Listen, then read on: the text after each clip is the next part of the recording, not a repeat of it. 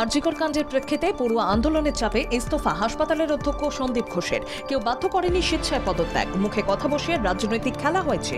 সাংবাদিকদের সামনে অভিযোগ অধ্যক্ষের। আরজিকরে মহিলা চিকিৎসক খুনের ঘটনায় এবার তথ্য প্রমাণ জোগাড় করছে পুলিশ। বেশ কয়েকজনের বয়ান রেকর্ড করা হয়েছে, জিজ্ঞাসাবাদ করা হয়েছে আরজিকরের 4 চিকিৎসককে। আরজিকর হাসপাতালে সমস্ত চিকিৎসক এবং অচিকিৎসক কর্মীর ছুটি বাতিল করলেন হাসপাতাল কর্তৃপক্ষ। হাসপাতালে উদ্ভূত সাম্প্রতিক পরিস্থিতির জেরেই এই সিদ্ধান্ত। নোটিশ জারি করে জানালো আরজিকর কর্তৃপক্ষ।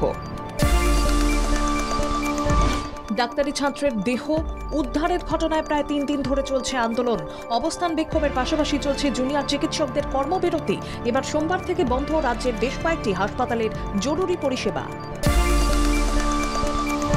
এবার রাজ্যের দাবিতে শিলমোহর দিল কেন্দ্র। নতুন 4টি ইএসআই হাসপাতাল পেতে চলেছে রাজ্য। এর ফলে আরও শক্তিশালী হচ্ছে রাজ্যের স্বাস্থ্য পরিকাঠামো। পূর্ব মেদিনীপুরের দীঘা, মন্দারমণি, তাজপুরের মতো সমুদ্র সৈকতে দুর্ঘটনা ও পর্যটকদের মৃত্যু ঠেকাতে এবার স্পিড বোটে নজরদারি চালানোর সিদ্ধান্ত। প্রাথমিকভাবে কেনা হচ্ছে 8টি স্পিড বোট। শিবের মাথায় জল ঢালতে যাওয়ার পথে দুর্ঘটনা। বাগডোগরায় পুণ্যার্থীদের ধাক্কা মারল গাড়ি, মৃত 6। পরিজনদের হারিয়ে কান্নায় ভেঙে পড়েছে মৃতের পরিবার। ছাত্রীকে শ্লীলতাহানির অভিযোগ শিক্ষকের বিরুদ্ধে চাঞ্চল্য। দক্ষিণ 24 পরগনার বারুইপুরে নির্যাতিতা পরিবারের তরফে লিখিত অভিযোগের ভিত্তিতে গ্রেফতার করা হয়েছে ওই শিক্ষককে।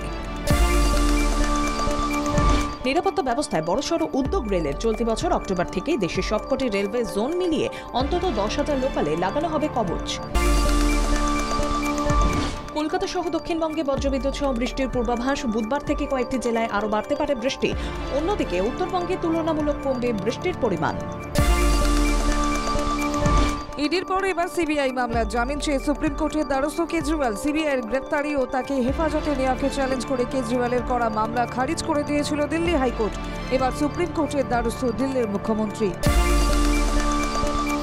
গোষ্ঠীকন্দল সামলাতে বৈঠকে এআইসিসি, প্রদেশ নেতৃত্বে বদলের সম্ভাবনা। মঙ্গলবার সকাল থেকে দফায় দফায় প্রতিটি রাজ্যের সভাপতি ও সাধারণ সম্পাদকদের সঙ্গে মুখোমুখি বসবেন খার্গেরা।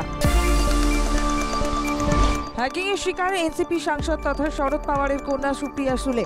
এমনই গুরুতর অভিযোগ তুলে সোশ্যাল মিডিয়ায় বার্তা দিলেন তিনি। জানালেন তাকে যেন কেউ কোনো রকম গুরুত্বপূর্ণ মেসেজ বা ফোন কল না করে। 1 কোটি টাকা দিতে হবে, না হলে অপহরণ করে খুন করা হবে ছেলেকে। এক ব্যবসায়ীকে এমনই হুমকি দিয়ে গ্রেফতার হলেন উত্তরপ্রদেশের এক পুলিশ কনস্টেবল। জানা যাচ্ছে অভিযুক্ত এই পুলিশ কর্মী অন্য কাউকে নয়, নিজেরই পরিবারের সদস্যকে এই হুমকি দিয়েছিলেন। শ্রাবণ মাসের 4র্থ সোমবার মহাদেবের জলাভিষেকের জন্য বিহারের সিদ্ধেশ্বরনাথ মন্দিরে জড়ো হয়েছিলেন পুণ্যার্থীরা। সেখানেই ভিড়ের চাপে পদপিষ্ট হয়ে 7 জনের মৃত্যু হয়েছে। মৃতদের মধ্যে 5 জন মহিলা, পাশাপাশি আহত হয়েছেন আরও 35 জন। ভারতের স্টক মার্কেট রেগুলেটর সেবির সঙ্গে দ্বন্দ্ব আরও চরমে উঠল হিন্ডেনবার্গের। সেবি প্রধান মাধুরী পুরের বিরুদ্ধে স্বার্থের সংঘাত এবং আর্থিক অসঙ্গতির অভিযোগ তুলে নতুন করে তোপ দেখেছে এই মার্কিন বেসরকারি সংস্থা। পোর্ট অফ স্পেনে ওয়েস্ট ইন্ডিজ এবং দক্ষিণ আফ্রিকার মধ্যে খেলা প্রথম টেস্ট ম্যাচটি ড্র হলো। এই টেস্ট ম্যাচের শেষ দিনে দক্ষিণ আফ্রিকা ওয়েস্ট ইন্ডিজের কাছে 72 ওভারে 298 রানের লক্ষ্য রেখেছিল। ওয়েস্ট ইন্ডিজ 5 উইকেট হারিয়ে মাত্র 201 রান করতে পারে এবং ম্যাচটি ড্র হয়ে যায়।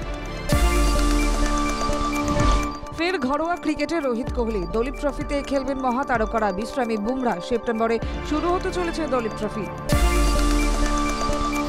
দ্য লায়ন কিং এর প্রিকুয়েলের নেপথ্য কণ্ঠ দিয়েছে শাহরুখ খানের কনিষ্ঠ পুত্র আবরাম। মাত্র 11 বছর বয়সে যে এটা বড় ব্রেক তা আর আলাদা উল্লেখের প্রয়োজন হয় না।